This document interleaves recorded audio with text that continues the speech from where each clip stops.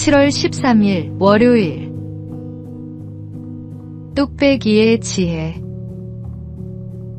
한강 다리를 건설하던 한 젊은 토목 기사가 깊은 강바닥에 교각을 세우는 문제로 몇 달째 고민하고 있었습니다. 아무리 생각해도 답이 보이지 않았습니다. 어느 날 저녁, 현장 근처 포장마차에 들렀습니다. 그때 할머니가 뚝배기를 불 위에 올리며 말했습니다. 국물은 밑에서부터 우러나야 제맛이지. 평범한 그 한마디가 그의 생각을 바꾸었습니다. 그는 곧바로 사무실로 달려가 지상에서 구조물을 먼저 만든 뒤 물속으로 가라앉히는 케이슨 공법을 떠올렸습니다. 막혀있던 봉사는 그날부터 새로운 길을 찾았습니다. 우리도 인생의 문제 앞에서 거창한 해답만 기다릴 때가 있습니다. 그러나 하나님께서는 놀라운 방법보다 일상의 작은 순간을 통해 지혜를 주실 때가 많습니다. 누군가의 한마디, 말씀 한 구절, 평범한 경험 속에서도 길을 열어주십니다. 오늘도 하나님께서 들려주시는 작은 음성에 귀 기울여 보십시오. 오늘의 말씀. 너희 중에 누구든지 지혜가 부족하거든 모든 사람에게 후히 주시고 꾸짖지 아니하시는 하나님께 구하라. 그리하면 주시리라. 오늘의 만나. 하나님은 뜻밖의 자리에서 뜻밖의 방식으로 길을 여십니다.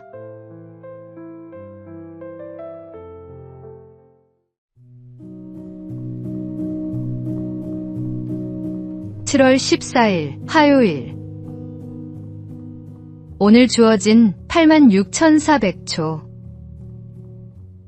매일 아침 당신의 통장에 86,400원이 입금된다고 상상해 보십시오. 단, 그날 쓰지 못한 돈은 자정이 되면 모두 사라집니다. 저축도 2월도 할 수 없습니다. 그렇다면 누구나 그 돈을 허투루 쓰지 않으려 할 것입니다. 사실 우리 모두는 매일 86,400초를 선물로 받고 있습니다. 어제의 시간은 이미 지나갔고 내일의 시간은 아직 오지 않았습니다. 우리에게 있는 것은 오직 오늘뿐입니다. 광야에서 하나님은 이스라엘 백성에게 만나를 하루치만 거두라고 하셨습니다. 욕심내어 남겨둔 만나는 다음날 썩어버렸습니다. 하나님은 그들을 통해 오늘을 신뢰하며 살아가는 법을 가르치셨습니다. 오늘이라는 시간은 내일로 저축할 수 없습니다. 사랑할 수 있을 때 사랑하고 감사할 수 있을 때 감사하며 하나님께서 주신 오늘을 충실히 살아야 합니다. 오늘 하나님께서 맡기신 86,400초 후회 없이 가장 가치 있게 사용하시기 바랍니다. 오늘의 말씀. 세월을 아끼라. 때가 악하니라. 오늘의 만나. 지금 이 순간이 다시 오지 않는 선물임을 기억하십시오.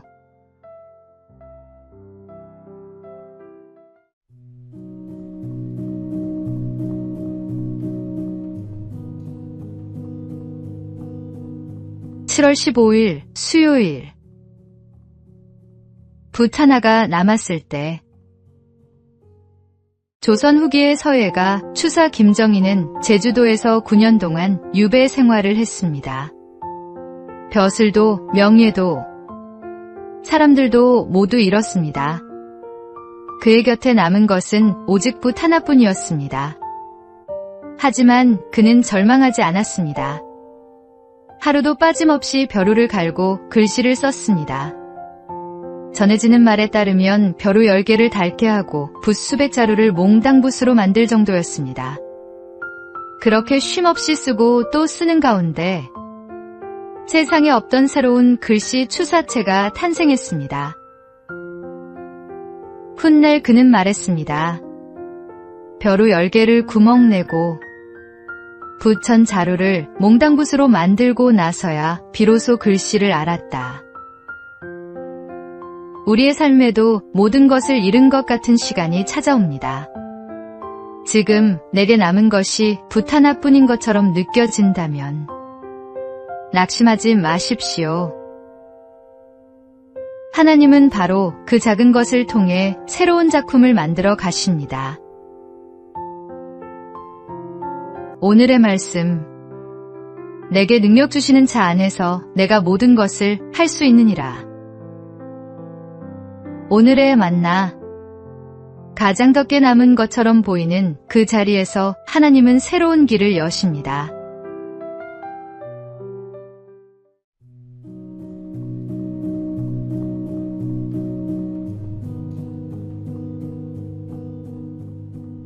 (7월 16일) 목요일. 하나님이 허락하신 것. 일본의 신앙인 우치무라 간조는 사무라이 가문에서 태어났습니다.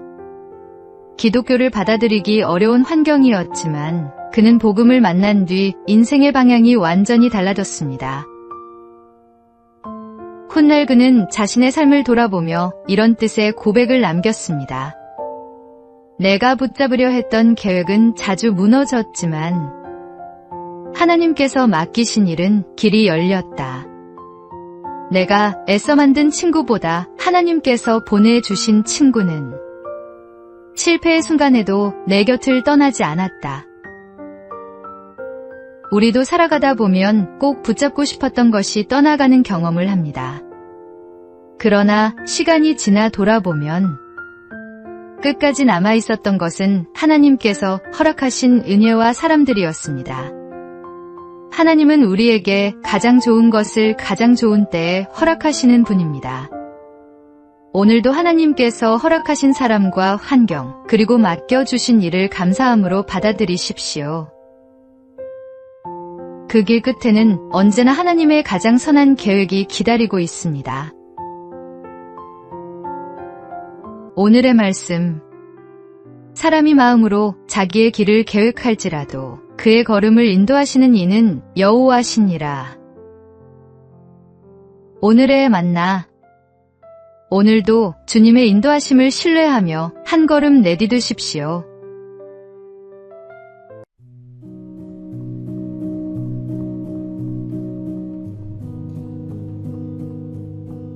(7월 17일) 금요일. 먼 산의 땔감. 옛날 한 아버지가 아들에게 물었습니다. 100걸음 앞 동산에도 땔감이 있고 멀리 있는 산에도 땔감이 있다. 너라면 어디로 가겠느냐? 아들은 망설임 없이 가까운 동산을 선택했습니다. 그러자 아버지가 다시 물었습니다.